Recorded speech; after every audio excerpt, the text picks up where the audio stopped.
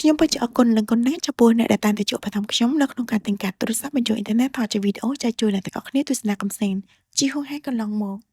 ជាមួយគ្នានេះផងដែរខ្ញុំសូមអរគុណចំពោះអ្នកដែលគាត់មានឈ្មោះថាសានលីតេដែលគាត់បានជួបបឋមខ្ញុំនៅទឹកប្រាក់ចំនួន8,300រៀលខ្ញុំក៏សូមអរគុណចំពោះអ្នកដែលគាត់មានឈ្មោះថាប៉ិនស្រីនិចដែលគាត់បានជួបបឋមខ្ញុំនៅទឹកប្រាក់ចំនួន$1ខ្ញុំក៏សូមអរគុណផងដែរចំពោះអ្នកដែលគាត់មានឈ្មោះថាផាន់ម៉ាឡាដែលគាត់បានជួបបឋមខ្ញុំនៅទឹកប្រាក់ចំនួន$2ខ្ញុំពិតជាអរគុណនិងដឹងគុណអ្នកទាំងអស់គ្នាខ្លាំងៗមែនទែនតែម្ដងអ្នកទាំងអស់គ្នាអាចជួបបឋមខ្ញុំតាមរយៈ barcode ដូចដែលមានបង្ហាញនៅលើអេក្រង់ទូរស័ព្ទនេះផងដែរដើម្បីខ្ញុំអាចទិញកាតទូរស័ព្ទបញ្ចូលអ៊ីនធឺណិតថតជាវីដេអូចែកជូនអ្នកទាំងអស់គ្នាទស្សនាកម្សាន្តជាហួរបន្តទៀតសូមអរគុណខ្ញុំមកតាមដានស្ដាប់ការវិភាគរបស់យើងមកតទៅទៀតចំណុចតើពីនេះមកនេះមានអ្វីសម្រាប់អ្នកដែលកំពុងតែទស្សនាការវិភាគរបស់ខ្ញុំមានអ្វីដែលអ្នកគួរតែដឹងនិងមានអ្វីដែលអ្នកត្រូវត្រៀមខ្លួនទៅយកដែរឬទេនៅក្នុងពេលឆាប់ៗខាងមុខនេះការនិយាយថាអ្នកដែលកំពុងតែតាមដានស្ដាប់ការវិភាគរបស់ខ្ញុំគឺកំពុងតែមានឱកាសល្អៗតាក់ទងជាមួយនឹងរឿងលុយកាក់ហើយនឹងការងាររបស់អ្នកដូចថាវាដំណើរការទៅរលូនទៅមុខជាងមុនឬក៏អាចនិយាយថាថវិការបស់អ្នកដែលទទួលបានគឺបានច្រើនជាងមុនណាអ្នកអាចនឹងមានការចុះកិច្ចកង្ត្រាឬក៏ទទួលបាននៅគម្រោងថ្មីណាមួយយកមកធ្វើហើយនិយាយថាមនុស្សម្នាក់ហ្នឹងគឺបានតាក់ទងម្នាក់ម្ដងហើយអញ្ចឹងឥឡូវគឺគេនឹងតាក់ទងម្នាក់ម្ដងទៀតណាគេនឹងនិយាយជាមួយអ្នកតាក់ទងជាមួយនឹងគម្រោងការងារឬក៏អាចនិយាយថាអឺចង់ផ្ដល់ឱកាសណាមួយរួមសហការងារជាមួយអ្នកស្លឹក B សូមឲ្យអ្នកយកចិត្តទុកដាក់ចំពោះការចំណាយរបស់អ្នកផងដែរអ្នកអាចនឹងមានការចំណាយខុសខ្ទង់ណាដូចថាអឺចំណាយទៅលើការមើលថែសុខភាពឬក៏អាចនិយាយថាការដើរទិញអីវ៉ាន់អឺហួសហេតុពេកចឹងណាអញ្ចឹងទៅគួរតែកលែកមកមើលខ្លះផងអ្នកអាចនឹងមានជួបបញ្ហាតាក់ទងជាមួយនឹងរឿងសុខភាពផងដែរនៅក្នុងខែនេះអ្នកអាចនឹងមានការគេងយប់ជ្រៅជាងមុនឬក៏អាចនិយាយថាអឺគេងអត់លក់នៅក្នុងពេលខាងមុខនេះឬក៏ថ្មីៗនេះគឺអ្នកគេងអត់លក់តែម្ដងឬក៏សម្រាប់អ្នកខ្លះទៀតគឺគាត់ប្ដូរម៉ោងគេងតែម្ដងណាគាត់ធ្លាប់គេងពេលយប់គឺគាត់នឹងប្ដូរម៉ោងគេងទៅគេងពេលថ្ងៃវិញដោយសារតែគាត់ប្ដូរម៉ោងធ្វើការរបស់គាត់ផងដែរ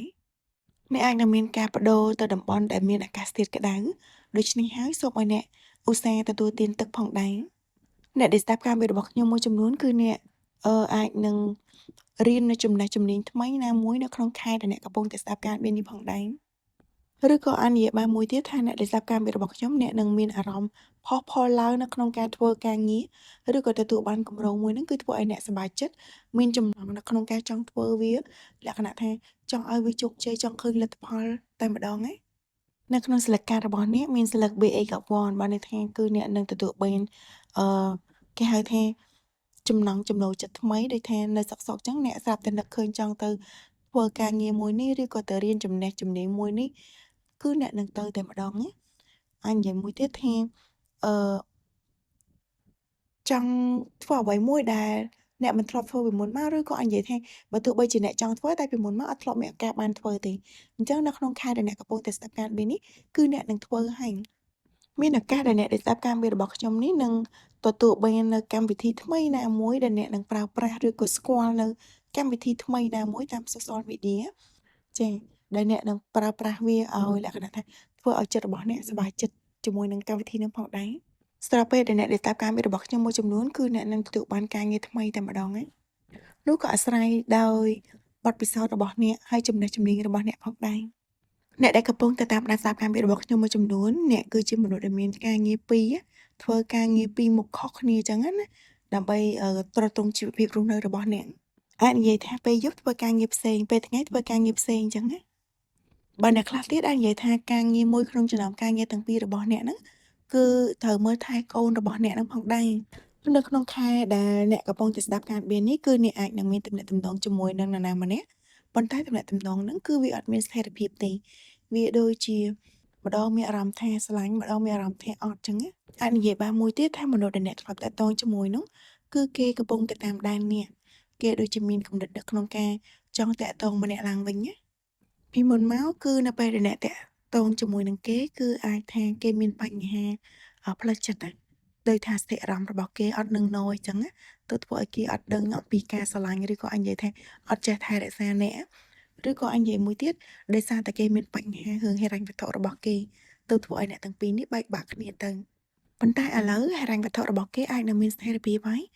ឬក៏អាចនិយាយបានមួយទៀតថាការគិតរបស់គេគឺគេចេះគិតជាងមុនអញ្ចឹងណា អញ្ចឹងគឺគេចង់ត្រឡប់មករកអ្នកឯងគេចង់ត្រឡប់មកតាក់ទងជាមួយអ្នកដែលស្ដាប់ការពាររបស់ខ្ញុំវិញហើយចង់បញ្ជាក់ប្រាប់អ្នកថាគេបានកែប្រែហើយគេមិនមែនជាគេគឺការពីមុនទៀតទេពីមុនគេអាចនឹងមិនទាន់បានត្រៀមខ្លួនរួចរាល់អញ្ចឹងទៅឥឡូវហ្នឹងគឺគេត្រៀមខ្លួនរួចរាល់ហើយគេចង់សាកល្បងនៅក្នុងការតាក់ទងជាមួយនឹងអ្នកឡើងវិញចង់ដឹងថាតើទំនាក់ទំនងមួយហ្នឹងវាដើរទៅមុខរលូនដែរឬអត់ណាអ្នកទាំងពីរអាចជាមនុស្សដែលមានគម្លាតអាយុរវាងគ្នានឹងគ្នាផងដែរហើយគេអាចនឹងលួចតាមដានអ្នកតាមរយៈបណ្ដាញសង្គមអ្នកដែលស្ដាប់ការមេរបស់ខ្ញុំអ្នកអាចជាមនុស្សដែលមានធាតុភ្លើងហើយមនុស្សដែលគេតាមដានអ្នកគេអាចជាមនុស្សដែលមានធាតុភ្លើងផងដែរបើសម្រាប់អ្នកស្ដាប់ការមេរបស់ខ្ញុំមួយចំនួនទៅមនុស្សដែលគេតាមដានអ្នកគេអាចមានធាតុដីមនុស្សដែលគេចង់តាក់ទងម្នាក់ឡើងវិញគឺគេអត់អាចភ្លេចអ្នកបានទេគេអត់អាចលក្ខណៈថាបញ្ចប់ទំនាក់ទំនងហ្នឹងគឺខួរក្បាលរបស់គេនៅតែវល់ជាមួយនឹងគេហៅថាទំនាក់ទំនងរបស់អ្នកទាំងពីរកន្លងមកអ្នកទាំងពីរអាចជាមនុស្សដែលរស់នៅដែនឆ្ងាយពីគ្នាឆ្ងាយស្រុកឆ្ងាយខេត្តឆ្ងាយប្រទេសផងដែរអញ្ចឹងហើយបានជាមនុស្សម្នាក់ហ្នឹងបានត្រឹមតែតាមមើលអ្នកតាម social media អត់អាចមកជួបអ្នកផ្ទាល់កើតទេ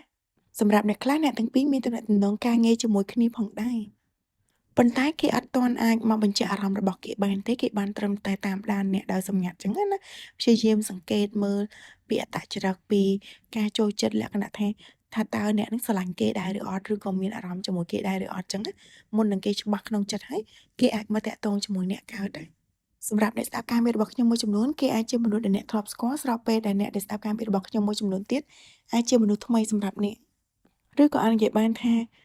គេជាមនុស្សដែលអ្នកធ្លាប់ស្គាល់ហើយគេចង់ចាប់ផ្ដើមថ្មីជាមួយអ្នកEight of Wands អាចនិយាយថាគេដូចជាចង់បង្ហាញខ្លួនរបស់គេឬក៏ទៅជួបអ្នកនៅកន្លែងធ្វើការរបស់អ្នកផងដែរឬក៏អាចនិយាយបានមួយទៀតថាអ្នកទាំងពីរធ្លាប់ធ្វើការនៅកន្លែងតែមួយឬក៏ធ្លាប់រៀននៅកន្លែងតែមួយជាមួយគ្នាឬក៏អាចនិយាយបានមួយទៀតថាអ្នកទាំងពីរធ្លាប់ធ្វើសកម្មភាពណាមួយដែលអាចជួបមុខគ្នាជាប្រចាំថ្ងៃប៉ុន្តែឥឡូវហ្នឹងគឺអ្នកទាំងពីរអត់ជួបមុខគ្នាជាប្រចាំថ្ងៃទៀតទេអាចនិយាយបានមួយទៀតផងដែរបើសិនបើគេគឺជាមនុស្សថ្មីដែលអ្នកមិនធ្លាប់ជួបឬក៏ទើបតែស្គាល់គ្នានៅក្នុងពេលថ្មីៗនេះគឺមនុស្សម្នាក់ហ្នឹងគឺគេពិតជាចាប់អារម្មណ៍ហើយស្រឡាញ់អ្នកខ្លាំងមែនទែនតែម្ដងអ្នកដែលតាមការមេរបស់ខ្ញុំបើសិនបើអ្នកគឺជាមនុស្សស្រីអ្នកគឺជាមនុស្សដែលមានគំនិតចាស់ទុំចឹងអត់លក្ខណៈថាគិតលំលំទេអ្នកគឺជាមនុស្សដែលច្បាស់លាស់ជាមួយជីវិតរបស់ខ្លួនឯងឬក៏អ្នកគឺជាមនុស្សស្រីដែលមានអាយុចាស់ជាងមនុស្សប្រុសដែលគេនឹងចូលមកតាក់ទងជាមួយអ្នកមនុស្សដែលគេនឹងចូលមកតាក់ទងជាមួយអ្នកគេអាចជាមនុស្សដែលមានបញ្ហាសុខភាពផងដែរដូច្នេះសូមឲ្យអ្នកពិនិត្យមើលឲ្យច្បាស់តិចមិនថាសុខភាពផ្លូវកាយឬក៏សុខភាពផ្លូវចិត្តទេអាចនិយាយបានមួយទៀតសម្រាប់អ្នកដែលស្ដាប់ការវិទ្យរបស់ខ្ញុំមួយចំនួនមនុស្សដែលគេនឹងមកតាក់ទងជាមួយអ្នកហ្នឹងដោយសារតែគេមានបញ្ហាសុខភាពនឹងឯងទៅគេមកជួបអ្នកដើម្បីឲ្យអ្នកជួយសង្គ្រោះគេអាចជាអ្នកឬក៏ជាមនុស្សដែលគេនឹងចូលមកតាក់ទងជាមួយអ្នកគឺមានការព្រួយបារម្ភចំពោះកូនណាចាដោយថាតាក់ទងជាមួយនឹងស្នេហាថ្មីឬក៏ជាមួយនឹងនរណាម្នាក់អញ្ចឹងគឺអ្នកគិតដល់កូនជាមុនអញ្ចឹងណាឬក៏អាចនិយាយបានមួយទៀតថាមនុស្សដែលគេនឹងចូលមកតាក់ទងជាមួយអ្នកដែលស្ដាប់ការវិទ្យរបស់ខ្ញុំនេះដោយសារតែគេមានអាយុក្មេងជាងអ្នកអញ្ចឹងគេអាចនឹងខ្វល់ថាអ្នកចាត់ទុកគេដូចជាកូនក្មេងអីចឹងក៏ថាបានផងដែរអ្នកដែលស្ដាប់ការមេរបស់ខ្ញុំអ្នកអាចជាមនុស្សដែលចិញ្ចឹមកូនតែម្នាក់ឯងឬក៏មនុស្សដែលគេចូលមកតាក់ទងជាមួយអ្នកគេគឺជាមនុស្សដែលចិញ្ចឹមកូនតែម្នាក់ឯងឬក៏អាចនិយាយបានមួយទៀតថាមនុស្សដែលអ្នក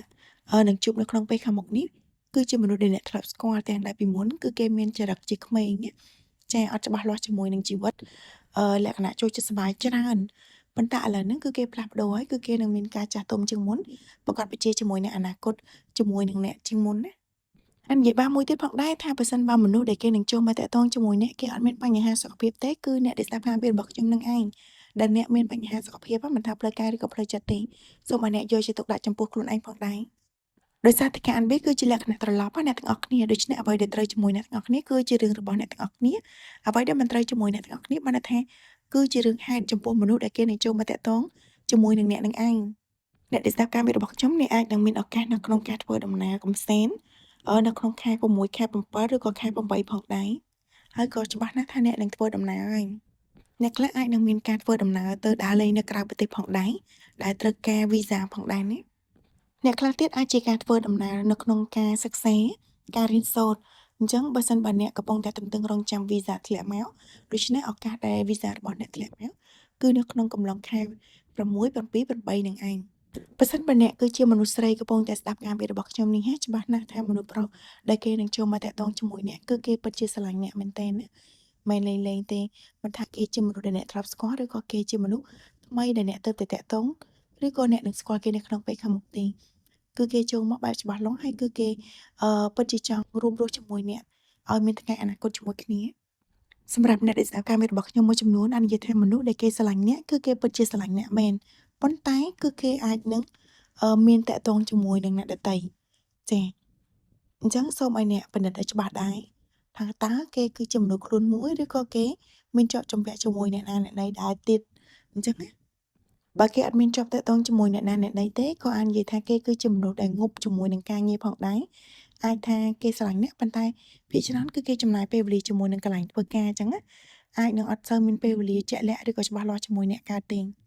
ដោយសារតែគេគឺជាមនុស្សដែលមានទំនួលខុសត្រូវនៅក្នុងការងារឬក៏អាចនិយាយថាគឺជាមនុស្សដែលគេហៅថាយកចិត្តទុកដាក់ជាមួយនឹងអ្វីដែលគេកំពុងតែធ្វើណាសម្រាប់អ្នកដែលស្ដាប់ការពិតរបស់ខ្ញុំនៅក្នុងពេលនេះអាចនិយាយថានៅក្នុងពេលខាងមុខឆាប់ៗនេះគឺអ្នកនឹងទទួលបានការផ្ញើសារចូល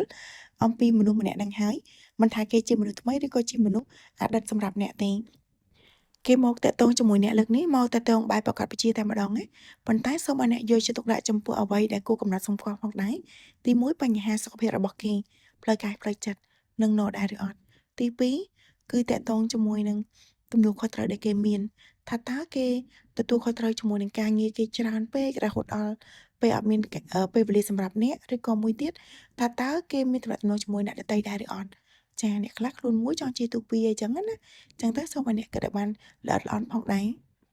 នេះក៏ជាទីបញ្ចប់សម្រាប់ការមាននៅក្នុងពេលនេះផងដែរខ្ញុំសង្ឃឹមថាអ្នកទាំងអស់គ្នានឹងចូលចិត្តការនិយាយរបស់ខ្ញុំសូមកុំភ្លេចជួយ Like Subscribe និង Share Channel របស់ខ្ញុំម្នាក់មួយក៏ដូចជាជួយ Comment ខាងក្រោមវីដេអូថាតើការទូទាយនេះត្រូវជាមួយអ្នកទាំងអស់គ្នាបានប្រមាណភាគរយដើម្បីជាការចែករំលែកទៅដល់អ្នកដទៃសូមអរគុណជួបគ្នានៅក្នុងឱកាសក្រោយអ្នកទាំងអស់គ្នាអាចចូលបន្ថែមខ្ញុំតាមរយៈ barcode ដូចដែលមានបង្ហាញនៅលើអេក្រង់ទូរស័ព្ទឯផងដែរដើម្បីឲ្យខ្ញុំអាចទិញការទូរស័ព្ទបញ្ចូលអ៊ីនធឺណិតថតជាវីដេអូចែកជូនអ្នកទាំងអស់គ្នាទស្សនាកំសាន្តជាហួរបន្តទៀត